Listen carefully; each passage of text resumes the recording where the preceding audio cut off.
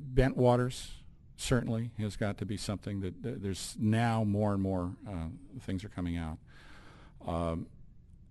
At the risk of climbing out on some very thin ice here in some people's minds, I believe that the early aspects of Billy Meyer's observations have got some merit to them that really need to be considered. However, that case became so muddied and confused that by now, if you even bring the name up, you're laughed out of the house. No, I tend to agree with you on all of those. Rendlesham, of course, the European answer to Roswell, really. And I've looked at that case myself in some depth. And, of course, Larry Warren is now speaking here on Saturday morning. It's a last-minute replacement for Michael Horn. And he was one of the witnesses to the Rendlesham case, so Bywaters, as you referred to it. So it's an interesting one. And a lot of these cases are over military establishments that seem to have nuclear missiles on board. And we've had the same thing in the USA, haven't we? Yes, indeed. I think that if you postulate that, let's just take the spring and the first half of 1947. There were sightings in May in Washington, D.C., and all the way across the northern tier of our industrial states to Seattle, where Boeing was building the B-29, down through Portland. There was an Air Force base there. The police saw it. Edwards Air Force Base, Phoenix the day before a photograph was taken, and of course they end up at Roswell, New Mexico, home of the 509th Bomb Group, the only atomic weapon-equipped operational unit in the United States Air Force inventory. It boils down, if you look at the context of all these reports, to a systematic reconnaissance of the capabilities of a pre-nuclear, pre-space travel industrial society by an advanced civilization.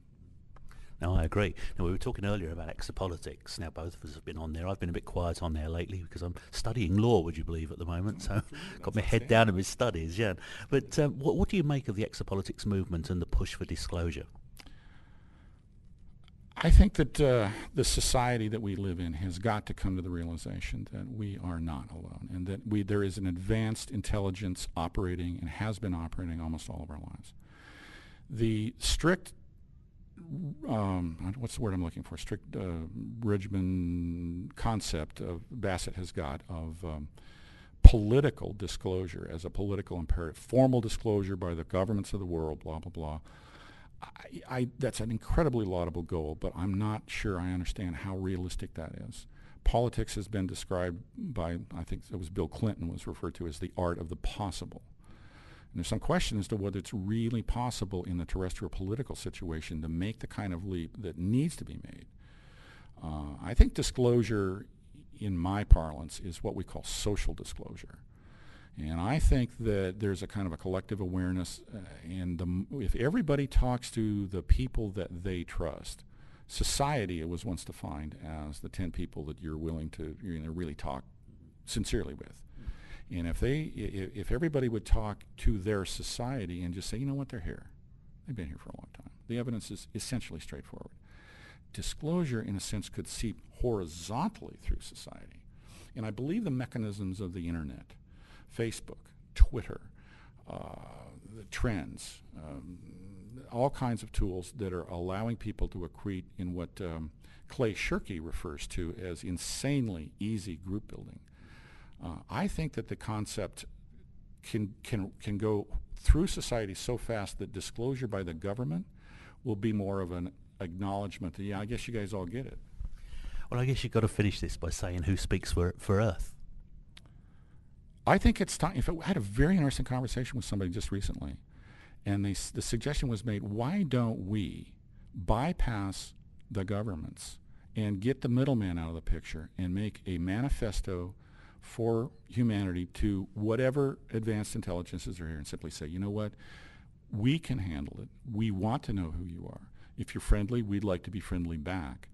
Let's stop the charade, because there's a very small percentage of highly placed, highly focused people who've got a huge investment in a civilization and a process that denies your existence.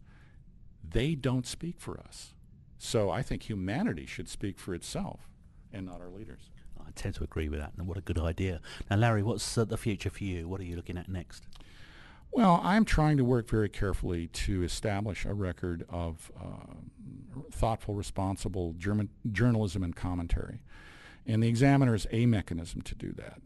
They've recently, and I think rather justifiably, tightened up their rules about what you can post and what will get widespread search engine placement to more clearly news-oriented and less editorial and less speculative concepts. So I've opened up a second website of my very own that is ufo.larrylowe.com, which is where I'm going to conduct the other half of my writing and whatnot. And I'm going to research some cases and do some think pieces on there that don't really belong in the Examiner. I'm going to continue to write at the Examiner the best I can to inform the public in a responsible way. Every step seems to add up. When Mystery 360, Alien Invasion, was aired in the UK, a young lady who was 14 at the time, 10 years earlier, in 96, looked at what we had done with that series and wrote a researcher in Phoenix, Lynn Katai, and said, that validates my experience. I saw those things too.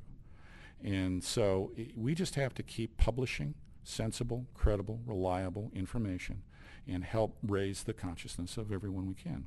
Fantastic. Now, you mentioned ufo.larrylowe.com. What's the other website? That's it. My main Examiner, of course, is Phoenix UFO Examiner, and the URL is tinyurl.com/phxufo, and that gets you to a big long one, which is where